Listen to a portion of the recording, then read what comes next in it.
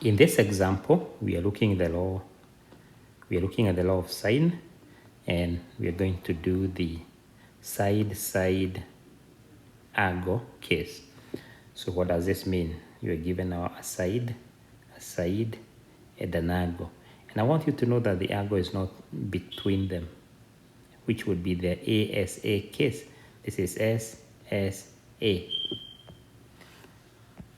So I just start by writing the ratio, and I want to include angle A because I need to find angle A, and I'm going to do 9 over sine of 51 degrees is equals to 6 over sine of A. So to get sine A, so sine of A, I'm just going to cross multiply. So I'm going to cross multiply 6 times sine of 51, then I divide by 9.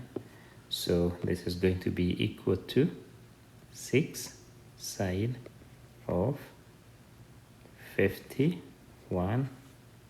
Then I divide by 9, put that in the calculator, and this is going to give me 0.5181. When you're looking for an angle, write the ratio in 4 decimal places, because that will help you get a more accurate angle instead of writing like 0.5. So now to get angle A, measure of angle A, I'm going to do sine inverse of 0.5181, and that's going to give me 31.2 degrees. And does that make sense? Yeah, because I see the angle is acute. So I'm going to put the angle right here, 31.2 degrees. So that makes sense because the angle is acute. So that's my answer for number 1.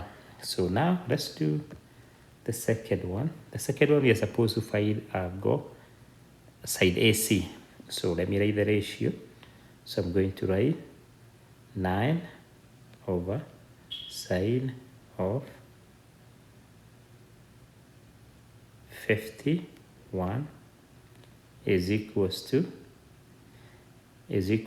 I need to find angle B, and to get angle B, measure of angle B, I just need to do 180 minus 51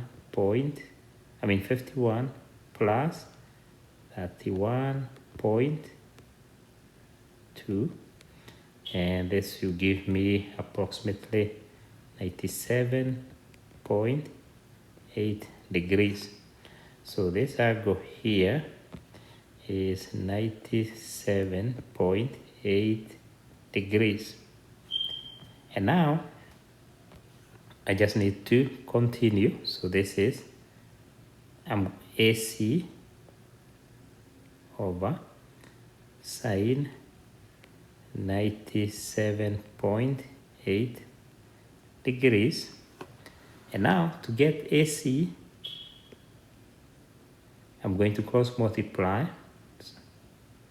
So 9 times sine of 97.8, and I'm going to divide that by 9. And when I do that, what should I? So do I? No, not by 9. That's a mistake. I meant by sine of 51. And when I work that out, I get 11.5 meters approximate.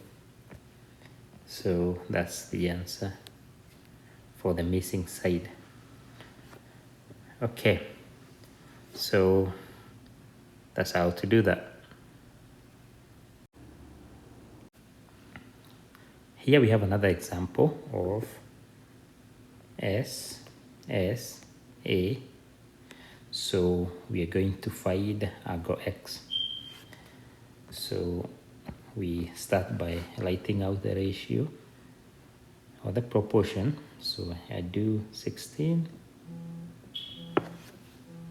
So I do 16 over,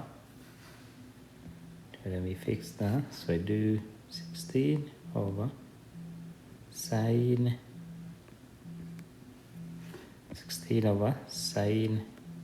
40 is equals to 20 over sine of argo x. I do not know what argo x is. So I write the proportion, I cross multiply. So 20 sine of 40 divide by 16 is equals to sine x.